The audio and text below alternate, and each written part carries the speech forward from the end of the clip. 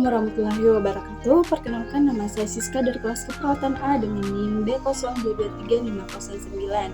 Nah, di sini saya akan menjelaskan apa sih itu faktor presipitasi dan faktor predisposisi.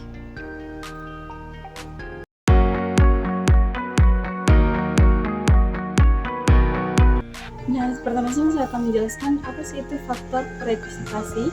Nah, pada faktor presipitasi itu adalah suatu keadaan atau stimulus yang dirasa mengancam. Nah, seorang individu merasa memerlukan energi besar dalam menghadapi stres atau tekanan hidup.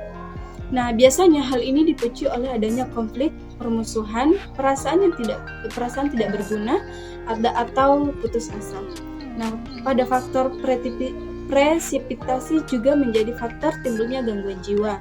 Nah, secara umum, individu yang mengalami gangguan jiwa itu juga merasakan hal yang tidak normal dan pemikirannya setelah ada hubungan eksternal yang tidak berjalan mulus. Nah, adapun contoh faktor presipitasi, ini mana adalah stres. Nah, di mana stres ini bisa diperoleh dari aktivitas dan lingkungan saat bersosialisasi. Nah, mungkin bisa dipengaruhi keluarga, pekerjaan, pendidikan, sosial serta kesehatan, keuangan dan komunitas. Nah, dan komunitas yang kurang mendukung atau menekan seorang individu. Dan kedua ada ketegangan hidup, di mana stres dapat meningkatkan karena kondisi kronis yang meliputi ketegangan hidup. Nah, dalam hidup kita tentu akan dihadapkan dengan masalah seperti problem dalam pekerjaan, keluarga, hubungan asmara, dan masih banyak lagi. Dan juga beberapa ketegangan hidup yang umum terjadi adalah perselisihan antara individu dan keluarga.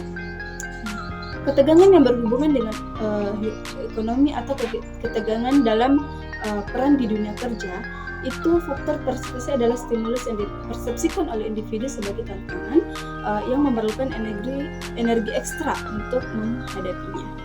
Dan yang ketiga ada biologis, di mana dalam penelitian pada faktor predisposisi dan faktor presipitasi, pasien risiko perilaku kekerasan oleh Kandar, Dwi, dan Indah Iswanti dijelaskan bahwa hal ini menyangkut gangguan dalam komunikasi dan feedback otak yang mengatur proses informasi, dan sehingga terdapat abnormalitas pada mekanisme informasi yang masuk dalam otak dan mengakibatkan ketidakmampuan untuk secara selektif menanggapi stimulus. Dan yang keempat itu ada faktor genetik, di mana pasien juga dipengaruhi oleh genetik pada keluarga atau menjadi gangguan yang diwariskan. Nah, pasien bisa jadi terlambat mendapat penanganan atau bahkan sudah mendapat penanganan namun memutuskan untuk putus obat dengan berbagai faktor. Dan yang kelima itu ada faktor sosial budaya atau sosial kultural, di mana konflik lingkungan menjadi stresor dan penyebab seseorang mengalami gangguan jiwa, di mana ketidakharmonisan membuat diri ingin marah dan berbicara dan kasar atau kehilangan kendali atau emosinya.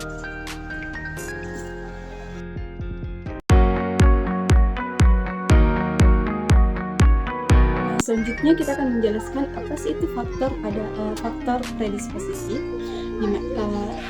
Faktor predisposisi adalah faktor-faktor yang meningkatkan kemungkinan seseorang untuk mengembangkan kondisi tertentu, baik fisik maupun mental. Faktor-faktor ini dapat juga bersifat genetik, lingkungan, psikologis, atau sosial.